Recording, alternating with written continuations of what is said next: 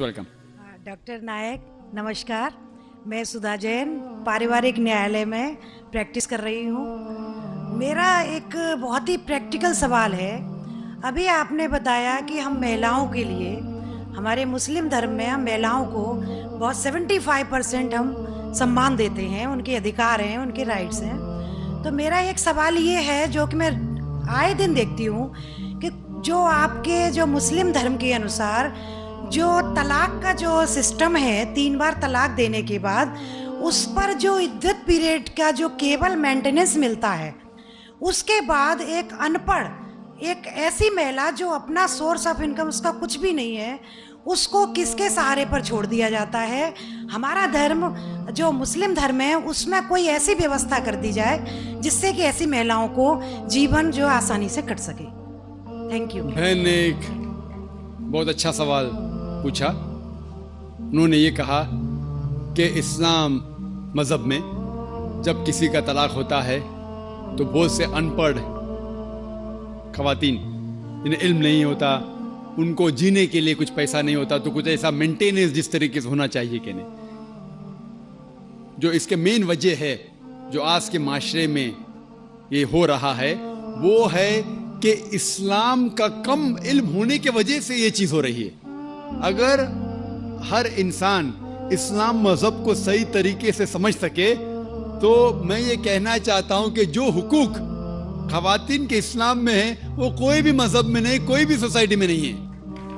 पहला चीज़ ये कि हम देखते हैं कि हमारे हिंदुस्तान के कल्चर में आमतौर पे किसी की शादी होती है जब, तो अक्सर औरत मर्द को दहेज देती है, उसे कहते हैं डाउरी, डाउरी देती है आमतौर पे।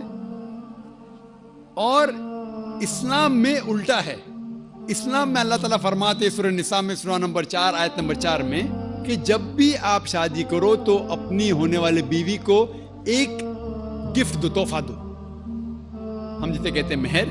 मेहर निकाह होने के लिए फर्ज है। हमारे इस देश में आमतौर पे उल्टा होता है कि वो औरत होने वाले मर्द को दहेज देती है, और मार्केट के ऊपर डिपेंड होता है। अगर वो डॉक्टर है तो मांगेगा 1 करोड़ रुपया या 10 लाख, डिपेंड कौन से इलाके से आता है। इंजीनियर है तो 5 लाख, ग्रेजुएट है तो 1 लाख, जैसे भेड़ बकरियों का बिकते हैं। और अफसोस की बात है कई मुसलमान भी इसको अमल करते हैं, बिल्कुल गलत है।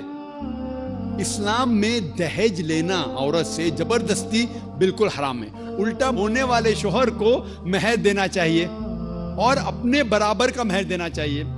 लेकिन अफसोस की बात है कि दहेज लेना छोड़िए, अगर हिंट भी देना, दहेज को हिंट देना कि मेरा बेटा मर्सिडीज कार में घूमना चाहता है, हिंट दे रहे कि उसको दहेज में मर्सिडीज कार चाहिए।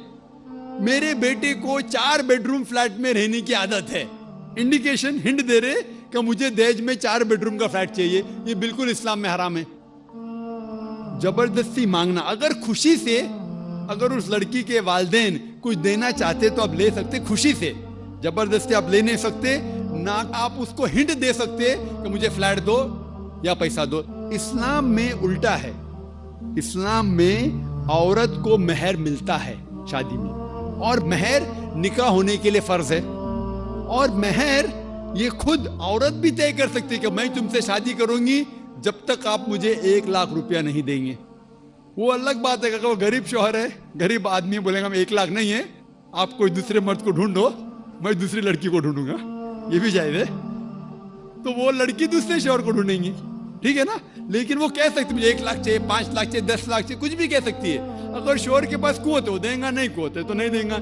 इसीलिए अरब ममालिक में लड़की लोग इतना डिमांड करते हैं, क्या उनको अरब खवातीन से शादी करना मुश्किल पड़ जाता है, क्योंकि वो जानते हैं अपने हुकूक को।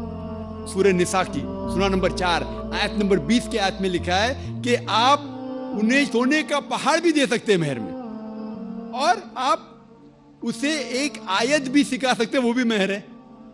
अगर आपके पास पैसा नहीं है और वो आदमी कहता है कि मेरे पास पैसा नहीं, मैं आपको कुरान शरीफ की आयत पढ़ के सुनाऊंगा, वो भी मेहर हो गया। तो मेहर की कोई हद नहीं है, ना नीची हद है ना ऊपर हद है।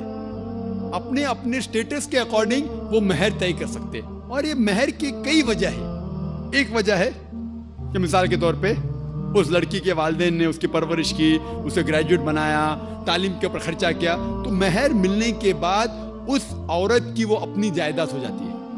وہ چاہے اپنے والدین کو دے, چاہے خود رکھے, یا اس کو کوئی بزنس میں لگا دے, کوئی تجارت میں لگا دے, اس کا حق ہے. تو مہر اس کی خود کی جائیداد ہے, وہ کچھ بھی کر سکتی ہے. اور مہر کا کوئی فکسڈ اماؤنٹ نہیں ہے, چھوٹا بھی ہو سکتا ہے, بڑا بھی ہو سکتا ہے.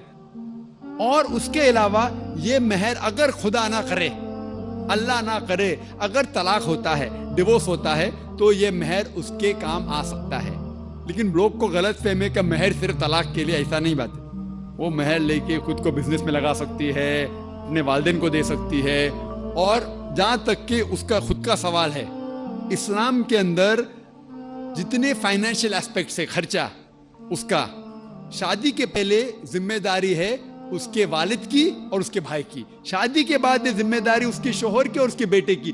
آل فائنینشیل ایسپیکٹ, لاڈجنگ, بورڈنگ, کلودنگ, کھانا پینا, کپڑا, سب اس کو کمانے کی ضرورت نہیں. یہ حق ہے مرد کو دینے کا. تو financially she is more strong, she is very strong financially.